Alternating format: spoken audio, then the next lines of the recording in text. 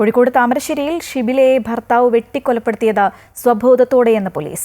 ആക്രമണ സമയത്ത് യാസർ ലഹരി ഉപയോഗിച്ചിരുന്നില്ല. ഭാര്യാപിതാവിനെ കൊലപ്പെടുത്താനാണ് വീട്ടിലേക്ക് എത്തിയതെന്ന് യാസർ മൊഴി നൽകി. വീട്ടിൽ നിന്ന് മടങ്ങിവരാത്തതും കുട്ടിയുടെ പിറന്നാളിന് ക്ഷണിക്കാത്തതും പക വർദ്ധിപ്പിച്ചുവെന്നും പോലീസ് പറയുന്നു. ലഹരിക്കടിമയായ യാസർ കുടുംബ വഴക്കിനെ തുടർന്നാണ് ഭാര്യ ഷിബിലയെയും ഭാര്യാപിതാവ് അബ്ദുറഹ്മാനെയും മാതാവ് ഹസീനെയും വെട്ടിയത്. അയൽവാസിയായ സുലൈമാന്റെ പ്രതികരണത്തിലേക്ക്.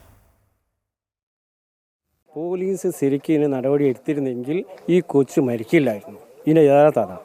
കാരണം എന്താണെന്ന് വെച്ചാൽ ഞങ്ങളൊരു പഞ്ചായത്ത് പറഞ്ഞതാ. എങ്ങനെ പഞ്ചായത്ത് പറഞ്ഞു, ഈ കുട്ടി ഒരിക്കലും എന്താക്കരുത്, ഈ കുട്ടി ഞങ്ങളോട് വന്ന് പറഞ്ഞ് ഇക്കാക്ക ഞങ്ങൾക്ക് അവിടെ നിന്നുകൂടാ, എൻ്റെ ഭർത്താവിൻ്റെ അടുത്ത് നിന്നുകൂടാ, അത്രയും വിഷമത്തിലാണ്, ക്രൂരത, മർദ്ദനം ഏൽക്കാൻ കഴിയില്ലായിരുന്നു. അപ്പം മോളെ ഇനി എന്ത് ചെയ്യുന്നത് വെച്ചാൽ ഇവൻ എന്തോ അവിടെ അസ്വാഭാവികമായിട്ട് എന്തെങ്കിലും കാണിക്കുന്നുണ്ടോ എന്ന് ചോദിച്ചാൽ പറഞ്ഞ് NDMO കള്ളോ അങ്ങനെ എന്തെല്ലോ പരിപാടി ഉണ്ട് എന്നാണ്.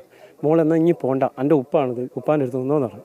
അപ്പോൾ ഓൻ പറയുകയും ചെയ്തായിക്കോട്ടെ, മോളിൻ്റെ അടുത്ത് നിന്നോട്ടെ എന്ന് പറഞ്ഞു. അങ്ങനെ ഇവനെ ഞാൻ വിളിച്ചിട്ട് ഞാൻ പറഞ്ഞു, ഈ NDM അടിക്കലുണ്ടോ ചോദിച്ചു. ഇല്ലയെന്ന് പറഞ്ഞു. എന്നാൽ ഇങ്ങനൊരു കാര്യം ചെയ്തു, ഉപ്പ പോയി കണ്ട് താമരശ്ശേരി സ്റ്റേഷനിൽ പോയി പരാതി കൊടുക്കട്ടെ.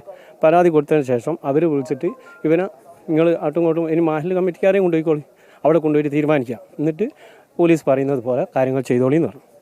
അല്ല അത് പറ്റൂല, പള്ളി കമ്മിറ്റി അതിൻ്റെ പറഞ്ഞാൽ ഞാൻ പറഞ്ഞു, പള്ളി കമ്മിറ്റിക്കാർ NDM ക്ലിയറാക്കുന്ന പണിയല്ലല്ലോ, അത് വേറൊരു കോലുള്ള സ്ഥലമാണല്ലോ. അപ്പം പോലീസ് തന്നെ ഇതിനെപ്പറ്റി നടപടി എടുക്കണമെന്ന്.